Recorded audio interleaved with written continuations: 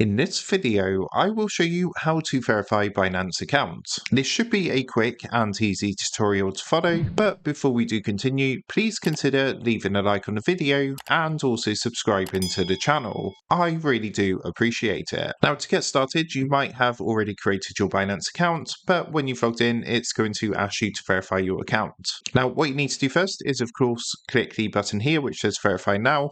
And what you would do is select your residency and follow the steps to get your account verified. Now, for myself in the UK, as you can see, it says unfortunately this service is not available at this time as they're currently reorganising its activities in the UK. But for example, if I change this to another country, so for example, let's go for somewhere like France or Germany or somewhere like that. So let's go for this one. As you can see, it says complete the following steps to verify your account in 7 minutes. And then it's going to give you a list of all the checks we need to do to get our account verified. Now this does vary dependent on which country you're in. So for example, if we change this again to Canada, well, as you can see, it's completely restricted. It's not available there. But Argentina, for example, you can see there's a slight difference in the verification. So all you would do is pretty much select your residence, your country of residence, and then make sure you have the following information ready, like this, and then click continue and just go through the steps to get your identity and account verified. Of course, once you've done that, you'll be able to use Binance. And that is how to verify Binance accounts. So with that being said,